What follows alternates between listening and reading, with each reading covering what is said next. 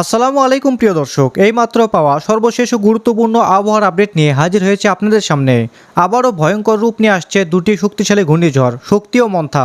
একটি অবস্থান করছে আরব সাগরে, অন্যটি বঙ্গোপসাগরে।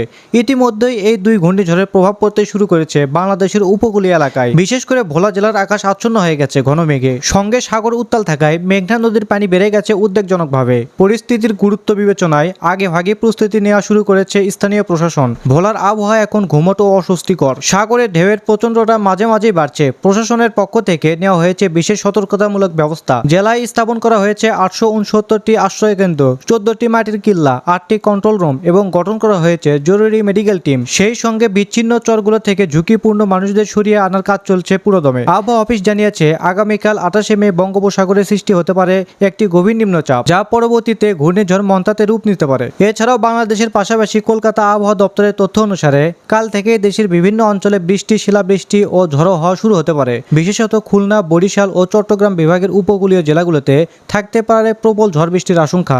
এমনকি ঢাকা সহ দেশের মধ্য ও উত্তরাঞ্চলে ছড়িয়ে পড়তে পারে বৃষ্টির ধারা। সুপ্রিয় দর্শকবৃন্দ, এখন জেনে নিন 28 মে বুধবার কোন কোন বিভাগ ও জেলার আবহাওয়া আসতে পারে বড় পরিবর্তন। আপনি কোন জেলা থেকে আমাদের এই ভিডিওটি দেখছেন এবং সেখানে আবহাওয়া কেমন তা নিচে কমেন্ট করে আমাদের জানান। প্রতিদিনের আবহাওয়ার গুরুত্বপূর্ণ আপডেট পেতে আমাদের চ্যানেলটিকে সাবস্ক্রাইব করুন, বেল আইকনটি অন করে রাখুন এবং ভিডিওটি একটা লাইক দিয়ে পাশে থাকুন।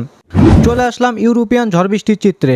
আজ রাতের মধ্যে বগুড়া, সিংড়া, সিরাজগঞ্জ, সরিষাবাড়ি, ময়মনসিংহ, কিশোরগঞ্জ, মাদান, নগরপুর, কাপাসিয়া, পাবনা, লাখাই, মৌলভীবাজার, সিলেট এসব জেলাতে বজ্রসহ ঝড় বৃষ্টির সম্ভাবনা রয়েছে। এছাড়াও সমুদ্র উপকূলবর্তী মতিরহাট, লালমোহন এসব অঞ্চলেও বৃষ্টি হওয়ার সম্ভাবনা রয়েছে। চিটাগাং বিভাগেও কিছু কিছু অঞ্চলে বৃষ্টি হওয়ার সম্ভাবনা রয়েছে। এদিকে পশ্চিমবঙ্গের জেলাগুলো দেখলে শান্তিপুরে হালকা থেকে মাঝারি বৃষ্টি হওয়ার সম্ভাবনা রয়েছে। এবং আগামীকাল বৃহস্পতিবারে দেখা যাচ্ছে বাংলাদেশের প্রায় অনেকগুলো জেলাতেই কিন্তু বজ্রসহ বৃষ্টিপাত হওয়ার সম্ভাবনা রয়েছে।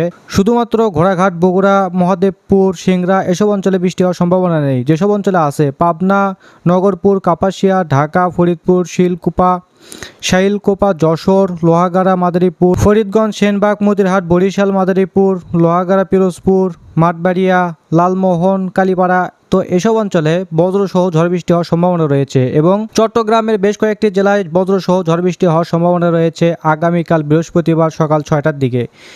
এবং যদি আরও সামনের দিকে যাই, যদি দুপুর 12টার দিকে দেখায়, তাহলে কিন্তু বাংলাদেশের প্রায় সবগুলো জেলাতেই, যেমন বগুড়া, সিরাজগঞ্জ, সিংড়া, লাখাই, মৌলভীবাজার, সিলেট, পাবনা, সিরাজগঞ্জ, সিংড়া, আগরতলা, ঢাকা, ফরিদপুর, শাইলকোপা, কুমিল্লা এবং চিটাগাং বিভাগের বেশ কয়েকটি জেলায় বজ্রসহ ঝড় বৃষ্টি হওয়ার সম্ভাবনা রয়েছে আগামীকাল বৃহস্পতিবার দুপুর 12টার দিকে।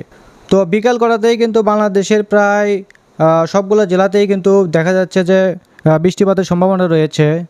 রংপুর বিভাগের পঞ্চগড়, ঠাকুরগাঁও, দিনাজপুর, মহাদেবপুর, বগুড়া, সিংড়া, সরিষাবাড়ি, ময়মনসিংহ এবং পশ্চিমবঙ্গের দোহার, ধামকা, সিউড়ি, দুর্গাপুর, কাটুয়া, বর্ধমান, শান্তিপুর তো এসব অঞ্চলে ভারী বৃষ্টিপাত হওয়ার সম্ভাবনা রয়েছে।